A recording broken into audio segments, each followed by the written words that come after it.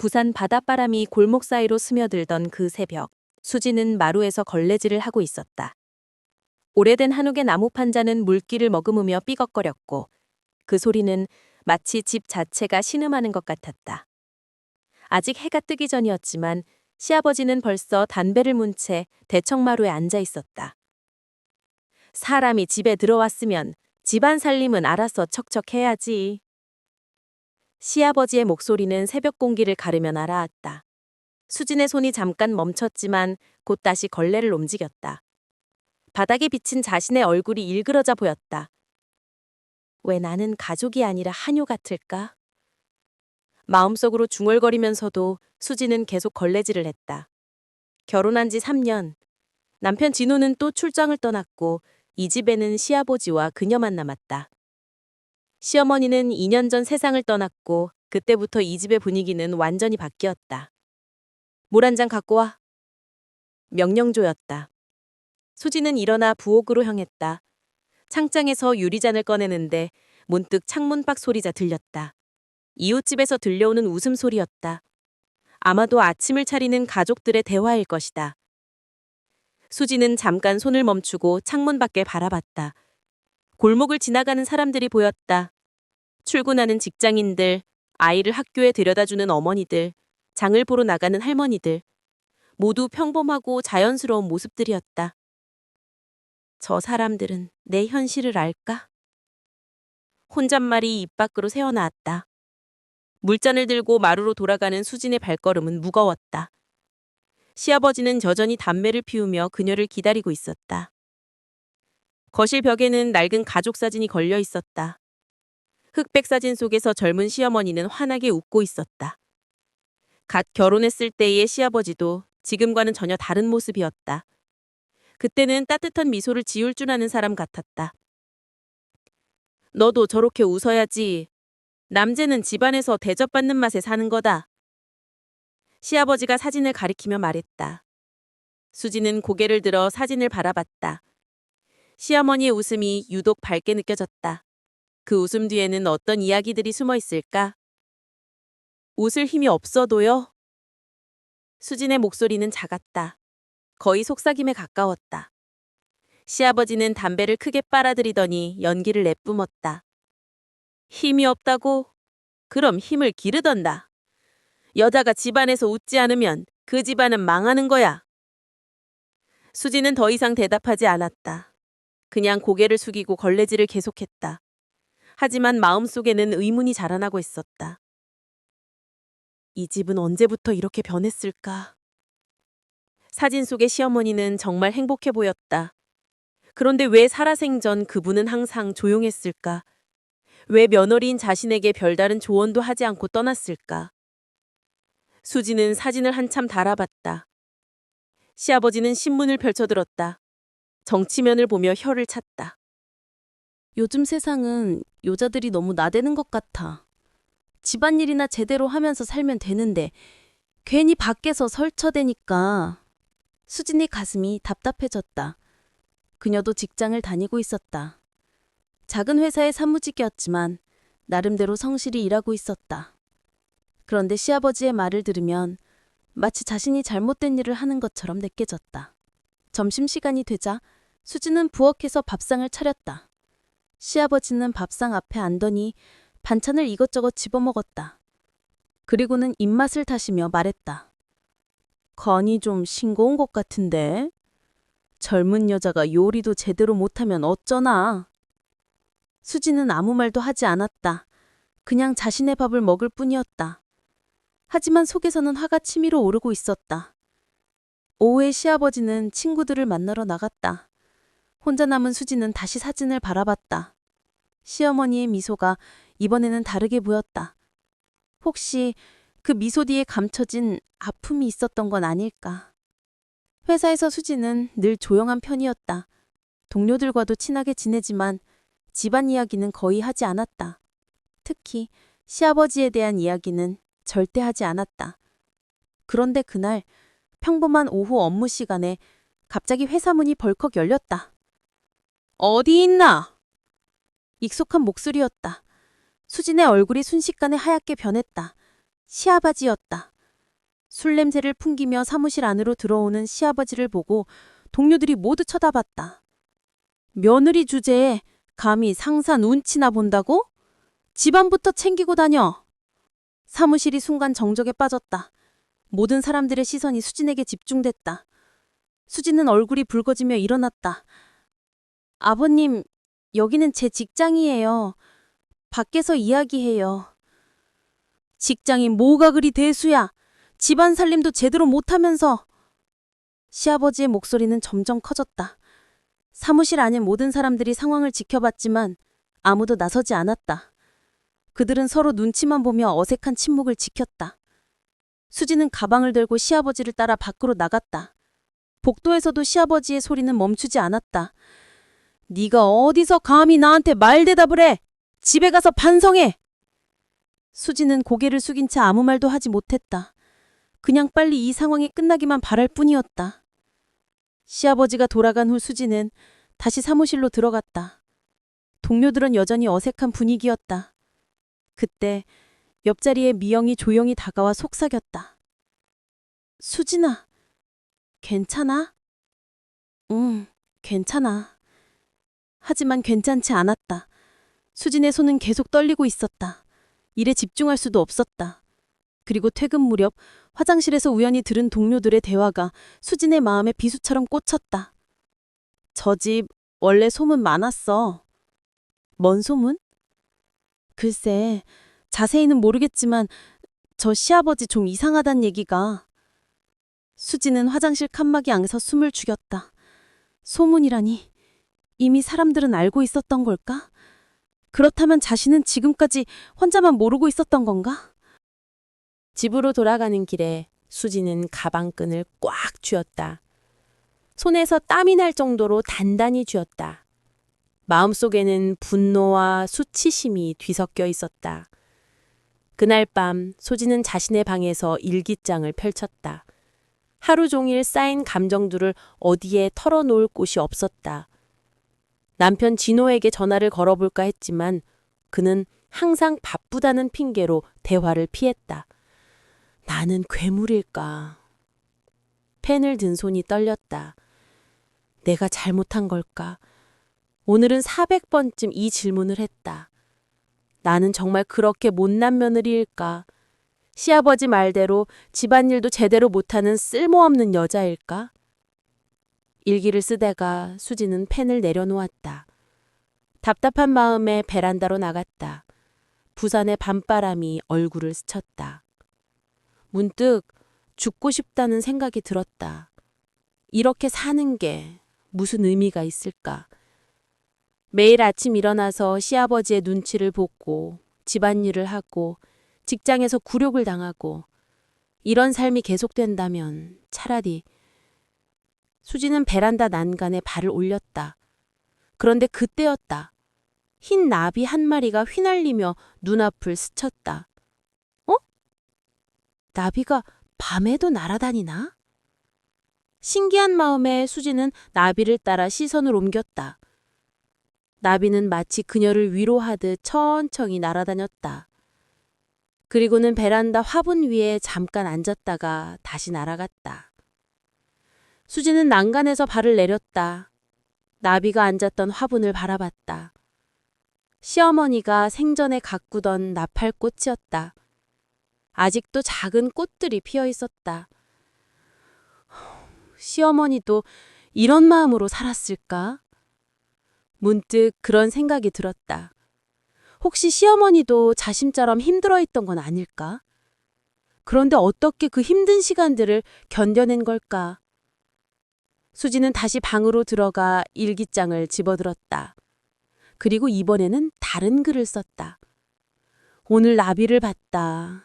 밤에 만난 나비. 혹시 시어머니가 보낸 메신저일까? 나에게 아직 포기하지 말라고 하는 걸까? 그날 밤 수지는 오랜만에 깊게 잠들었다. 꿈속에서도 흰 나비가 날아다녔다. 다음 날 아침 수지는 평소보다 일찍 집을 나섰다. 회사에 일찍 가서 어제 일로 동료들에게 사과를 해야겠다는 생각이었다. 골목을 걸어가는데 어젯밤에 본 흰나비가 또 나타났다.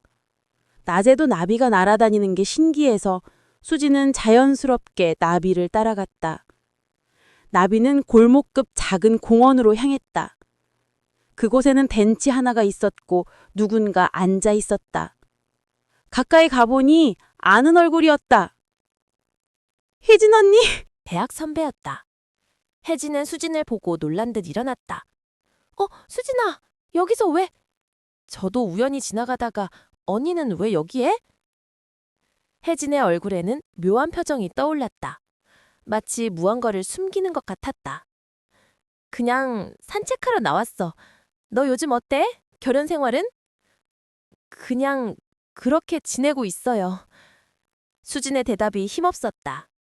혜진은 그런 수진을 유심히 바라봤다. 수진아, 혹시 시아버님이 좀 이상하지 않니? 갑작스러운 질문에 수진은 깜짝 놀랐다. 어떻게 혜진이 그런 걸 알까? 왜 그런 말씀을... 실은 말이야. 혜진이 주위를 둘러보더니 조용히 말했다. 너도 그 사람한테 당했구나. 수진의 마음이 두근거렸다. 혜진의 말에는 무언가 깊은 의미가 담겨 있었다. 언니, 무슨 말씀이에요?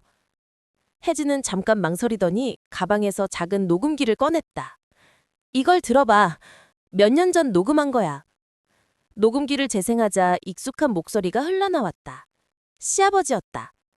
넌 내 말 안 들으면 이 집에서 살아남지 못한다. 알겠어?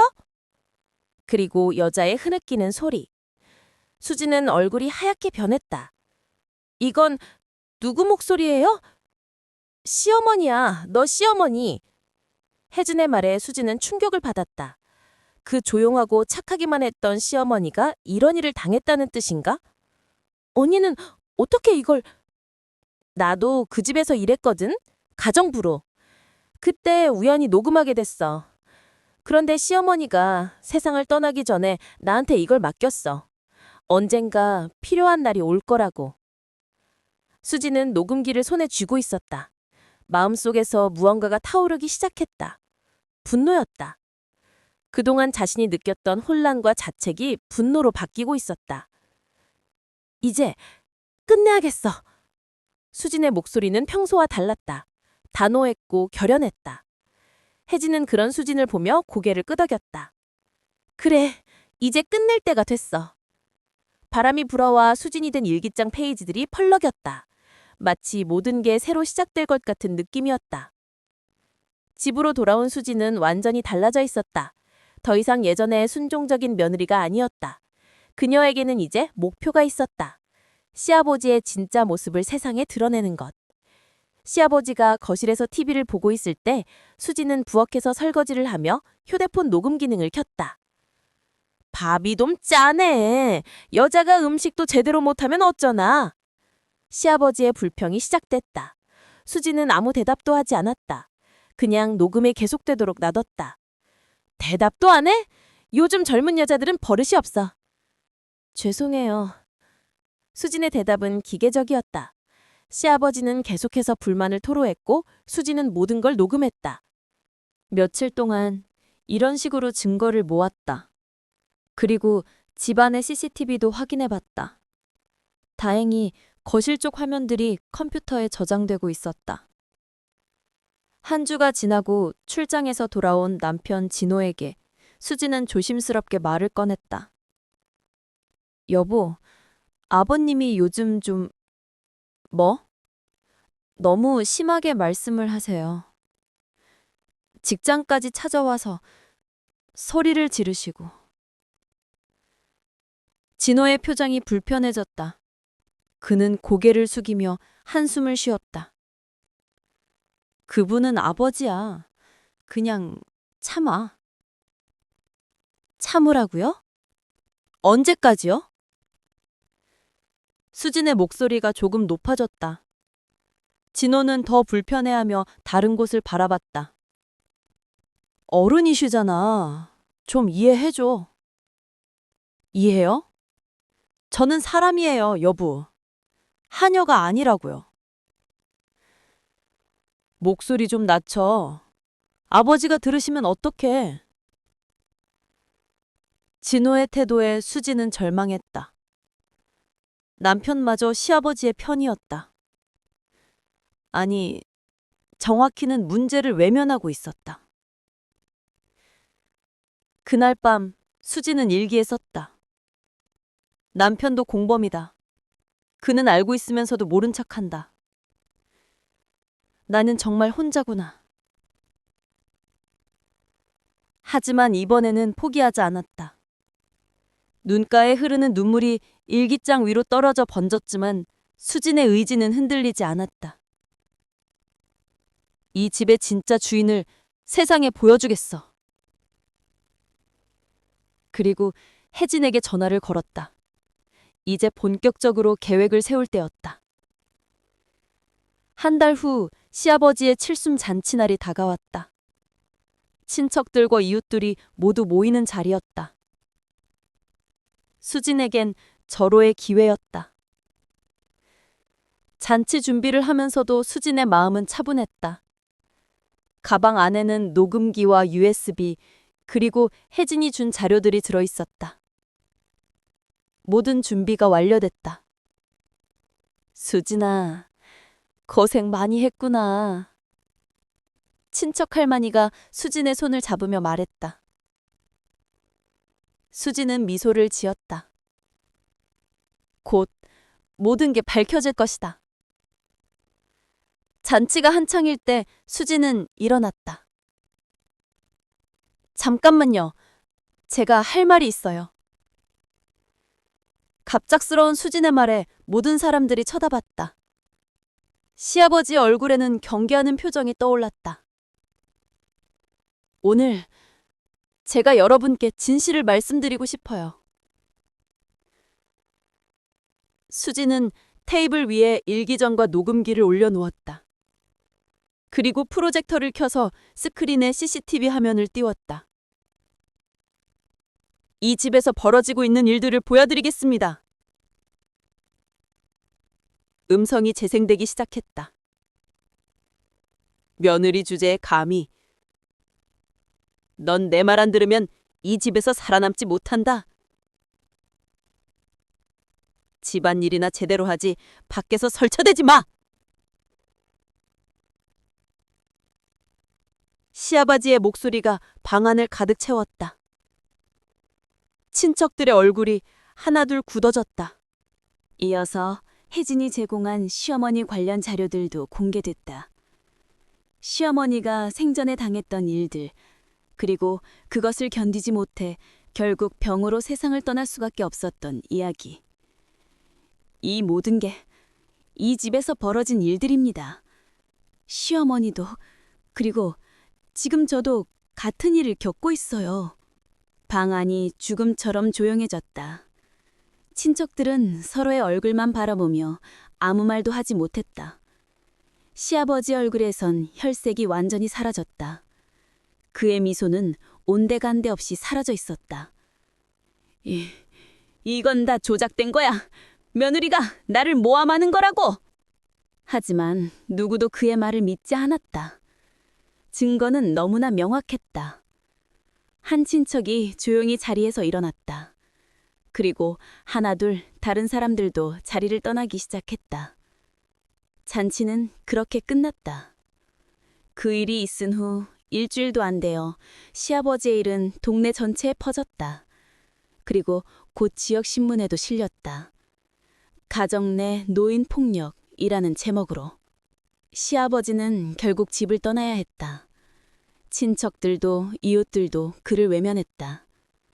사회적으로 완전히 고립된 것이다. 수진은 진호와 이혼했다. 진호는 끝까지 수진을 원망했지만 수진에겐 더 이상 미련이 없었다. 나는 괴물이 아니었어. 혜진과 함께 운영하기 시작한 상담 모임에서 수진이 말했다. 가정폭력 피해자들을 위한 작은 모임이었다. 나는 그저 인간이었어. 수진의 일기장 마지막 페이지에 적힌 글이었다. 이제 그녀는 다른 피해자들을 돕고 있었다. 혼자가 아니라 여러 사람들과 함께. 어느 날 오후 수지는 부산 바닷가를 걸었다. 파도 소리를 들으며 천천히 산책을 하는데 또다시 흰 나비가 나타났다. 이번에는 두려움이 아니라 고마움이 들었다. 나비가 그녀를 이끌어줬기 때문이다. 진실로, 자유로. 수지는 먼 바다를 바라봤다. 수평선 너머로 해가 지고 있었다. 악마는 태어난 걸까? 길러진 걸까? 문득 이런 생각이 들었다. 시아버지도 처음부터 그런 사람은 아니었을 것이다. 분명히 어떤 환경이 그를 그렇게 만들었을 것이다. 하지만 그것이 그의 행동을 정당화해주지는 않았다. 나비는 여전히 수진 곁을 맴돌았다. 마치 앞으로도 계속 함께할 것이라는 약속처럼. 수지는 미소를 지었다. 처음으로 진짜 미소였다. 억지로 짓는 미소가 아니라 마음에서 우러나오는 진짜 미소. 바닷바람이 그녀의 머리카락을 흩날렸다. 새로운 하루가, 새로운 삶이 시작되고 있었다. 에필로그 1년 후. 언니, 오늘 새로운 분이 오신대요. 혜진이의 상담소 문을 열며 말했다. 수지는 고개를 끄덕이며 차를 우렸다. 1년 전 시작한 작은 상담소는 이제 부산 지역에서 꽤 알려지는 곳이 되었다. 가정폭력 피해자들을 위한 안전한 공간이었다. 어떤 분이세요? 20대 초반 신혼부부. 남편이 시어머니 때문에 고생하고 있다고 하더라고요. 수진의 마음이 아팠다. 또 다른 자신의 이야기일까? 오후 3시. 약속된 시간에 젊은 여성이 찾아왔다. 눈이 빨갛게 부어 있었고 손은 계속 떨리고 있었다. 안녕하세요. 김수진입니다. 안녕하세요. 저는 이소영이라고 해요. 소영은 자리에 앉자마자 눈물을 터뜨렸다. 그 모습이 1년 전 자신과 너무나 닮아 있어서 수진의 가슴도 아팠다. 천천히 말씀하세요. 여기는 안전한 곳이에요. 소영은 한참을 울다가 입을 열었다. 저희 시어머니가 저한테 계속 이상한 요구를 해요. 그리고 남편은 엄마 편만 들어요. 익숙한 이야기였다. 수지는 차분히 들었다. 어떤 요구인지 구체적으로 말씀해 주실 수 있어요? 목욕을 시켜드리라고 해요. 그런데 그때마다 이상한 말씀들을 하세요. 제 몸을 자꾸 보시면서. 소영의 목소리가 점점 작아졌다. 수지는 그녀의 손을 잡았다. 혹시 남편분께는 말씀하셨어요? 했어요. 그런데 엄마가 치매 초기라서 그런 거라고 이해하라고 하더라고요. 수지는 깊이 숨을 들이셨다. 정말 똑같은 패턴이었다. 가해자를 보호하고 피해자를 고립시키는. 소영 씨, 그건 치매 때문이 아니에요. 그리고 설령 치매라고 해도 당신이 참아야 할 이유는 없어요. 소영은 놀란 듯 수진을 바라봤다. 정말요? 제가 예민한 게 아니에요? 절대 아니에요. 당신의 느낌이 맞아요. 수진은 소영에게 자신의 이야기를 들려주었다. 1년 전 자신도 똑같은 상황이었다는 것을. 그리고 어떻게 그 상황에서 벗어났는지. 지금은 어떻게 지내세요? 훨씬 자유로워요. 물론 쉽지는 않았어요. 하지만 후회하지 않아요. 소영의 눈에 희망이 떠올랐다. 저도 그럴 수 있을까요? 물론이에요. 우리가 도와드릴게요. 상담이 끝나고 소영이 돌아간 후 수지는 창밖을 바라봤다. 또 흰 나비가 날아다니고 있었다. 나비 효과. 수진이 중얼거렸다. 작은 나비의 날갯짓이 태풍을 만들어낸다는 그 이론. 자신의 작은 용기가 이렇게 많은 변화를 만들어내고 있었다. 휴대폰이 울렸다. 문자였다. 언니, 저 이제 이혼 사료 제출했어요. 용기 내게 해주셔서 고마워요. 지난달 상담받은 민지올림. 수지는 미소를 지었다. 또 한 사람이 자유를 얻었다. 저녁이 되어 집으로 돌아가는 길에 수지는 예전에 살던 한옥집 앞을 지나쳤다. 이지는 다른 가족이 살고 있었다. 아이들 웃음소리가 들려왔다.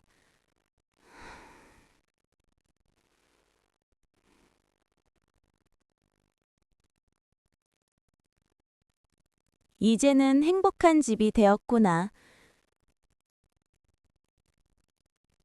그렇게 생각하며 수지는 자신의 새 집으로 향했다. 작지만 따뜻한 원룸이었다. 혼자 살지만 외롭지 않았다. 매일 자신과 같은 상황의 사람들을 만나고 그들과 함께 치유되고 있었으니까.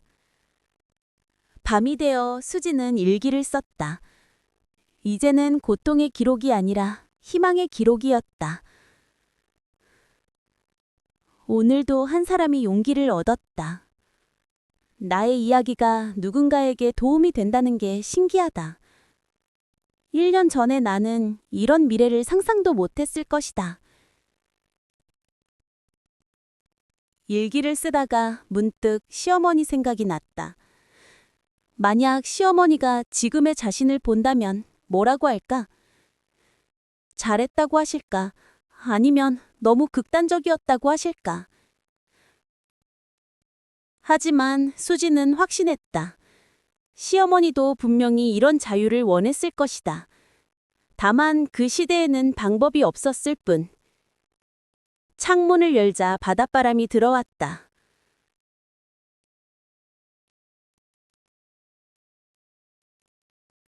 그리고 놀랍게도 또 흰나비가 날아들었다.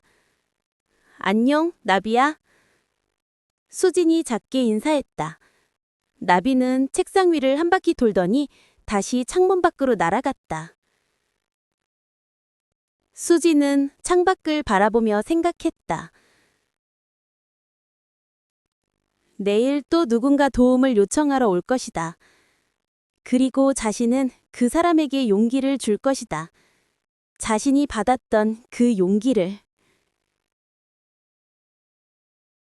이것이 나비 효과의 진짜 의미였다.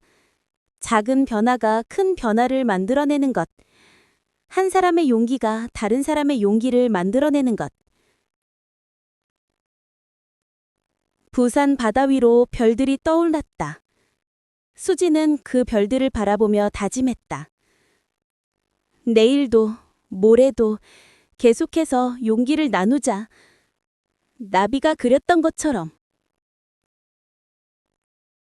그렇게 수진의 새로운 삶은 계속되고 있었다. 더 이상 피해자가 아닌 다른 피해자들의 구원자로서.